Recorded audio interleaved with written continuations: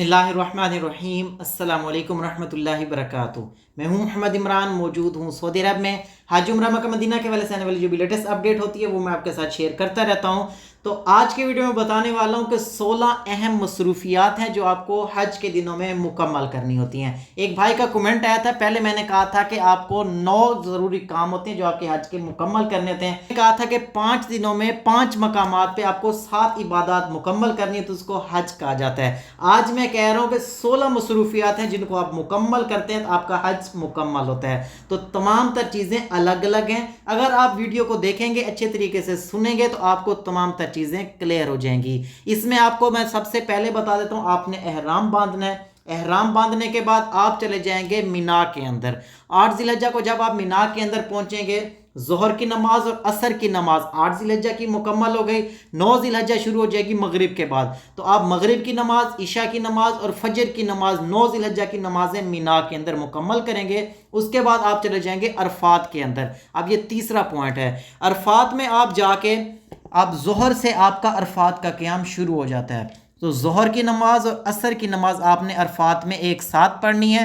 हज का खुतबा भी अरफात में आपने सुनना है। चौथा पॉइंट है, अब आप आ जाएंगे मुजल्फा के अंदर। मुजल्फा में आपने मगरिब और इशा की नमाज एक साथ पढ़नी है। पांचवा पॉइंट है, आपने मुजल्फा के अंदर क़याम मुकम्मल करना है। अब है छठा पॉइंट, 10 जिलहज्जा शुरू हो जाएगी तो 10 जिलहज्जा को आपने फजर की नमाज मुजल्फा के अंदर पढ़नी है। अगर आपने फजर की नमाज मुजल्फा में अदा नहीं की तो आपका मुजल्फा का क़याम भी मुकम्मल नहीं होगा। तलुए आफ्ताब का आपने इंतज़ार करना है, यानी कि सूरज जब निकलेगा तो आप रवाना हो जाएंगे रमी करने के लिए, शैतान को कंकरियां मारने के लिए। सातवां पॉइंट है, 10 जिलहज्जा को आपने पहले शैतान को जाके 7 कंकरियां मारनी है।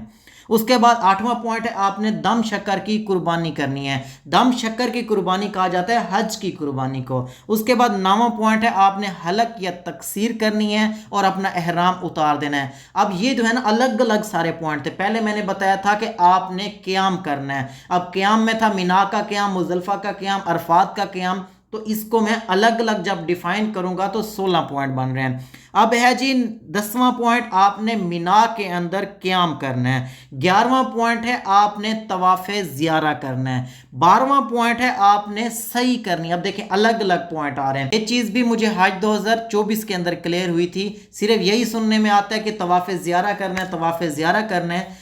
तवाफ़े ज़ियारा में ये है कि आपने तवाफ़ भी करना है और सफ़ा मरवा भी मुकम्मल करना है, तब जाके आपका तवाफ़े ज़ियारा मुकम्मल होता है। तो इसलिए कहता हूँ आप हज ज़रूर सीख के हैं, क्योंकि सुनने में या वीडियोज़ में बहुत सारी चीज़ें क्लियर नहीं होती।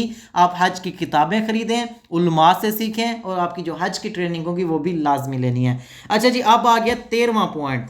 13वां पॉइंट में है कि 11 जिलहज्जा को आपने जाके तीनों शैतानों को साथ साथ कंकरियां मारनी है।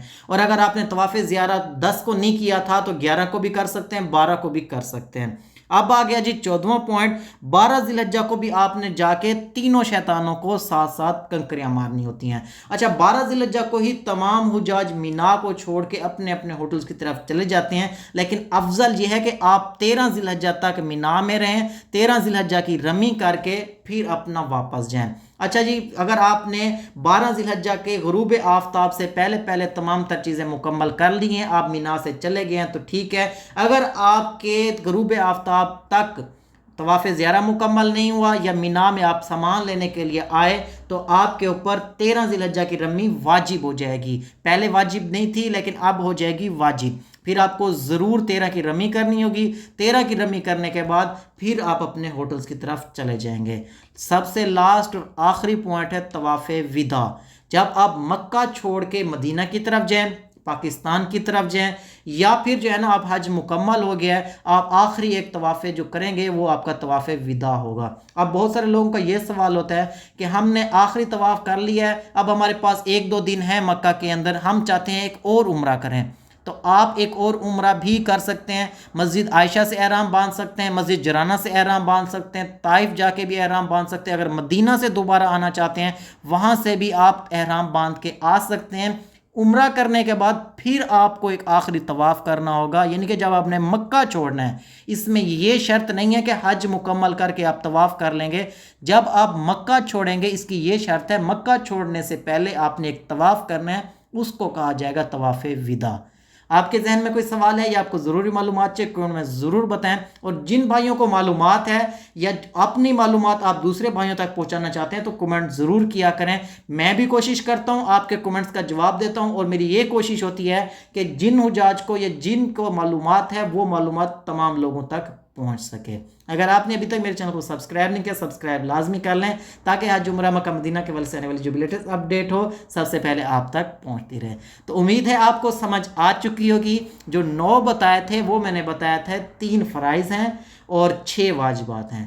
جو میں نے بتایا تھا کہ 5 دنوں میں 5 مقامات پہ 7 عبادات کرنی ہوتی ہیں وہ حج کہلاتا ہے، وہ عبادات تھی۔ اب جو میں نے بتائی ہیں 16 مصروفیات ہیں، آپ نے مجھے اپنی دعا میں لازمی شامل رکھنا۔ انشاءاللہ ملتے ہیں نیکسٹ ویڈیو میں، تب تک کے لیے اللہ حافظ۔